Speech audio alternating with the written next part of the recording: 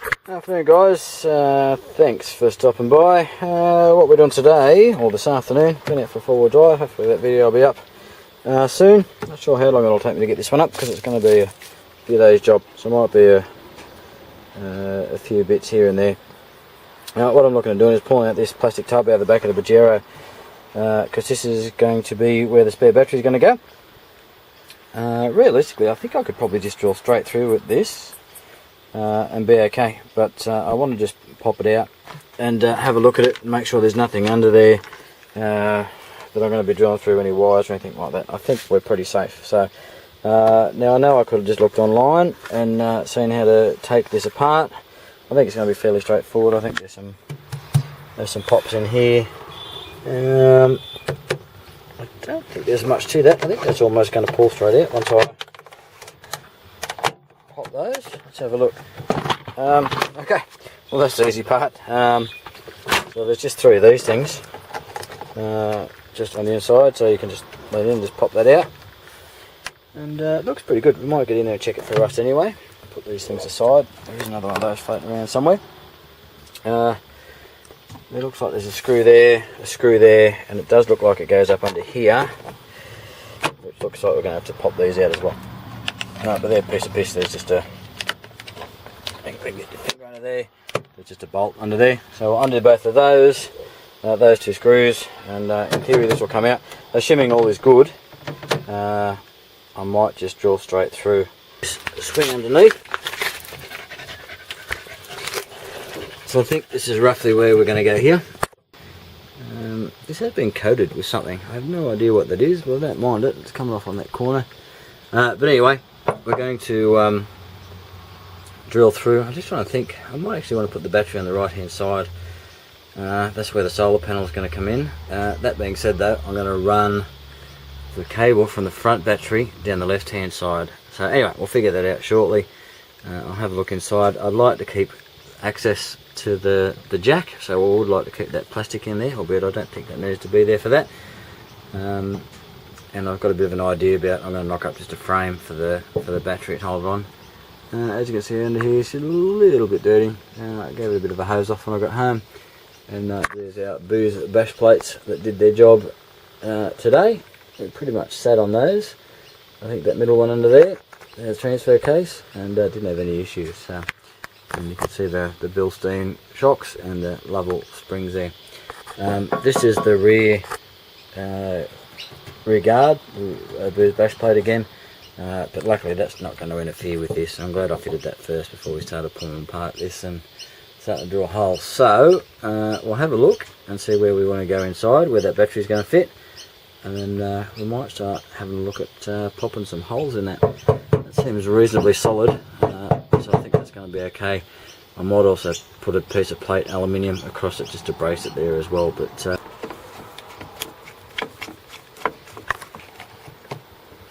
we've got that out. You can pretty much grab those corner pieces, and I think that just clips in that hole under that nut there. Grab this side one there as well. Just lift it straight up. I've seen people use these holes just to put a proper retention system in. If you're planning on strapping anything down of any weight, I don't think these are meant to hold anything significant. That's actually plastic, so you can use those holes obviously for a better mounting point if you so choose. An additional screw here, both sides. I'm missing one on the other side. Definitely somebody's had this apart in the past. Better run this stupid subwoofer. But anyway, if you lift up this front piece, you'll see there's a screw over there, there, and there. So it's about 4 screws. So we'll take those out. This side panel here, these side panels do seem to lip over this, but it looks like we can just lever those and pull that out. So it should be pretty straightforward once we get those other screws out now. So that's what she looks like once you get that out. Did find some extra screws here, so I don't know what they've come from, but we'll find somewhere to put them. We might put them in those ones that we had missing. There's some sort of a bit of a lining here, 10 cents I think, don't need that. We'll give this a quick clean out and start having a look. I'm going to go and put this plastic back in. I think it just looks better and obviously covers up that jack. But what you can actually see here is that jack doesn't actually need that plastic piece. That's the mounting bolt that screws through it to hold it in, the resting piece. But we will lose the ability to, hold onto the jack handle and stuff like that. So we'll definitely put that plastic bit back in. You can see here there are some plugs as well. These are plastic plugs, grommets, I suppose you want to call them.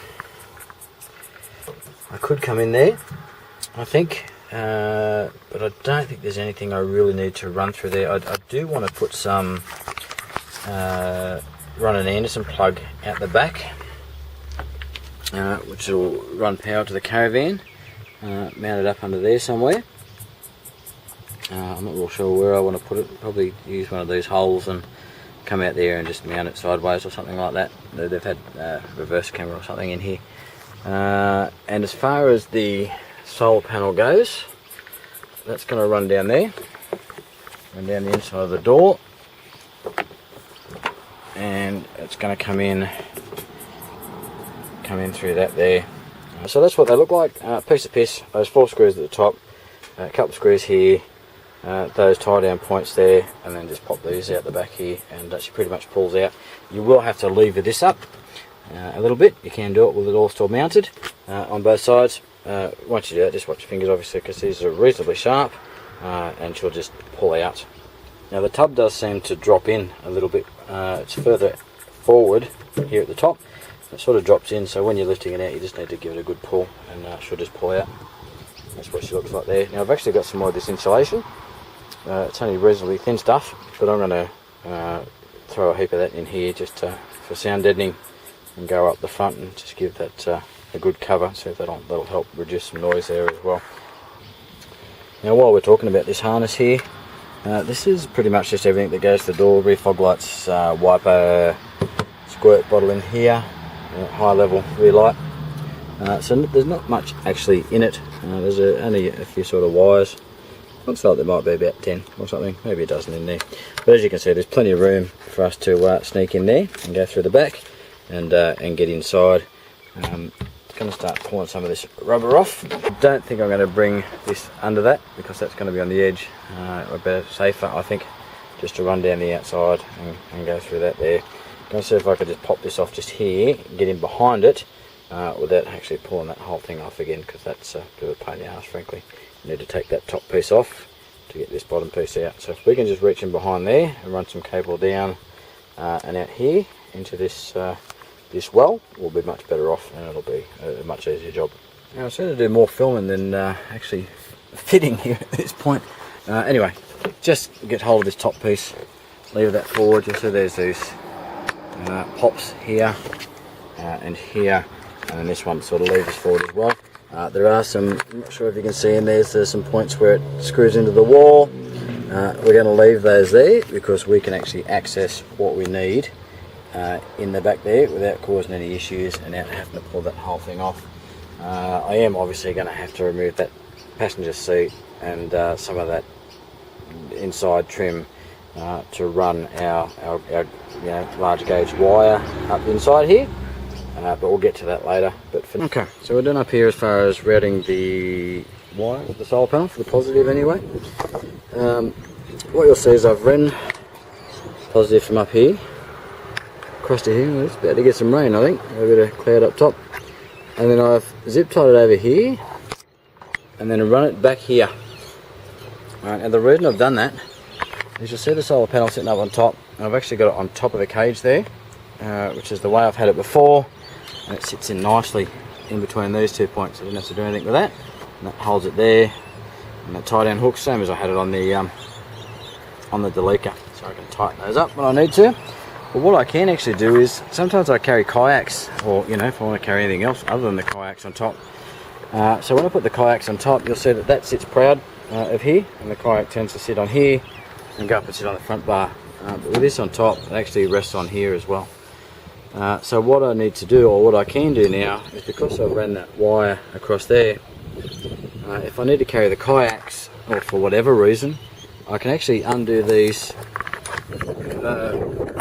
tensioners, whatever you want to call them, and I can drop that in to the bottom of the cage, just sit it on the bottom, and have it running the length of the vehicle, and then use those to just hook onto the cage again and actually have it inside. It gets more sun up here. With these panels, if they've got any shade on them, they don't work optimally, so they're better off to be up in full sun. Albeit that I can just undo those and tilt it towards if I need to, but I don't. I find that it works sufficiently to run the fridge and top up the battery for many days, indefinitely actually. When I've got that on, without even starting the car, so that's good to know. But it will give me the option of dropping it into the cage, tightening it down, and then being able to use the roof rack use the roof cage effectively as a roof rack. Because if I'd had it tight from where it feeds into the panel up there, coming straight down here, I wouldn't have been able to swing that panel around. So that's just some cable ties holding there. I'll get some black ones, tidy that up. This is just a work light on the back here, she's a bit stiff. So I've just ran down here under the foot of the actual roof rack into the channel here, along here. Just gone into some conduit, so split conduit just to run down there. You can see it just running down there beside the rubber. I've just undone or just loosened up the screw here on the tail light. Put a cable tie around there, and that actually holds it tight up against that hinge. And then it just runs down in and underneath. Now I didn't run the conduit all the way because it's open at the top, and if any water goes in here, it's basically going to, I didn't want it running right down and straight into the grommet here. So that's actually like a drip loop, if you will, and you can see I've ended it at the lowest point. Hopefully you can see there. So any water going down should come out there and then not get into the vehicle, and that piece is actually under the rubber there, so we shouldn't have any issues. I ran it in and through the back, and this is where the third row seat mounts in, and once I've got it there I'll figure out what I'm going to do here. I would suggest that this is what they had. I'm not sure whether this is where they may have had the reverse camera running through, routing some cables. So this actually, I'm going to use this. I'm not real happy with that. I will put in another grommet. But I'm going to use this for the, I wonder if this is some of that mud I went through today. But we're going to use this to route the cable out to the Anderson plug out for the caravan, rather than using these ones on the bottom. It's a little bit higher up, and we'll seal it up, and it's already been done. But there is another one on this side as well. So you've got one on either side that I guess you can use if you need to. Turn you around without getting too dizzy. And you'll see you've actually got two on the floor, so you could use those if you needed to as well. Basically what they call a endless, I think, I'm not sure. Basically it doesn't have the hooks on either end, it's just the strap, and the ratchet basically attached. So I'm going to see if I can find a smaller one of those, because I don't want to cut them up. That's about 3 metre length, so it's a pretty good one, that one. Inside the actual pan itself, you can see this is going to be up against the rear of the vehicle there. So there is a bit of a ridge that you can see there that we're sitting against. There's obviously the ridge of the jack, and it goes up right to the front. And as you can see at the front there, I think you can see there's a ridge there as well. So this battery, 130 amp hour, I think this one is, yep, you can see that, 130 amp hour, actually sits in that ridge, each side, or three of the four sides, really well. So I've pretty much just got to hold that down, and that should be right. You can see that, it's reasonably solid. It's got a little bit of shake to it. I do lose the ability to put the jack handle under here. I can still put that one up across the top there. Sorry, over in that corner there somewhere. But I can't use this one. I'll probably throw it up the front there somewhere or something like that, or throw it into the box that may sit up there, or the drawers, whatever I end up getting around to. The other possibility that I'm considering is mounting the air compressor in here as well. Pretty much just mounting electrical and anything that I'm not going to have to access, because if I go with a drawer system or something in the back, anything that's in here I want to be sealed up and not have to touch it, certainly not on a daily or a regular basis. So that's it. We've got the bigger bolts in, bigger eye bolts. I've used the larger washers underneath, but I'm still not real content with how solid that is. So again, going to brace that with some aluminium just to firm it up. We want to make it as solid as possible, and then I'll be happy. But that's a lot more solid than it was. There's no movement in that. But again, it's more just for I guess structural strength. I don't want to damage anything and bugger anything, because obviously if I do that, then the battery moves and we're in shit. So we don't want that to happen. And there we go. So pretty happy with that sort of work. It took me about an hour or so buggerising around and grabbing different things and getting it sorted. The dog was absolutely no help, as per usual. So that's it, guys. So I'm going to make this several parts. So consider this part one. Yeah, I'll get the wiring and all that sort of stuff up. Once I get the proper mounting and make up the aluminium plate, all that sort of business, I'll take you along for the ride there as well. Alright, cheers guys, and enjoy your new year, and we'll probably catch you 2018. Cheers.